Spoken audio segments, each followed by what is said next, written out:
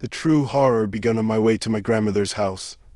I had started taking the bus regularly, as it was the most convenient means of transportation.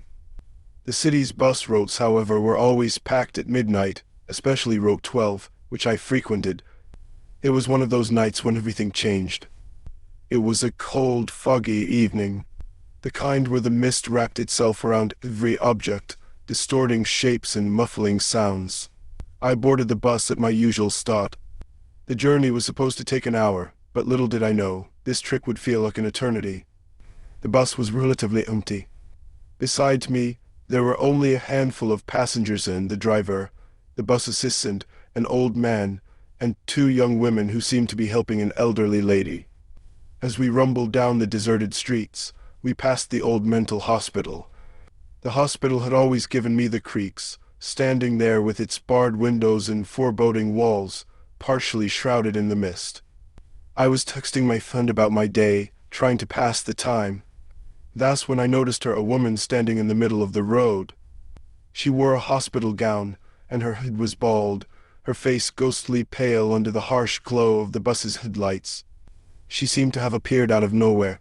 The bus screeched to a halt, and the sudden stop jolted everyone from their seats.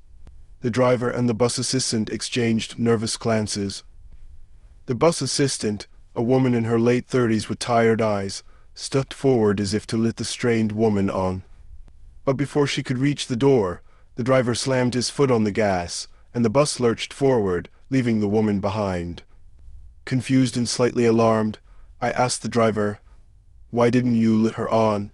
His voice shook as he replied, "That is not a normal woman, ma'am." His eyes darted to the rearview mirror. Following his gaze, I saw how the woman was running after the bus with an unnatural speed, her hospital gown fluttering behind her, stained with what looked like blood. Her posture was all wrong, her limbs moving in a way that defied human anatomy. "Go fast," I urged the driver, panic rising in my chest. The other passengers were equally terrified, their eyes wide with fear as the woman closed the gap between her and the bus. I was sitting closest to the door, clutching my bag tightly. Suddenly, there was a loud thud, and the woman jumped onto the side of the bus, her face pressed against the window. Her features were grotesque, bruised and covered in festering wounds, her eyes lifeless and black, and her teeth sharp like those of a predatory animal. She grinned at us, a horrifying smile that sent chills down my spine. Everyone screamed. Some passengers used their bags to try and push her off the bus, while others shouted at the driver to go faster. The woman's grip loosened, and she fell off, tumbling onto the road. But to our horror, she immediately stood up, staring at us with those soulless eyes, laughing maniacally.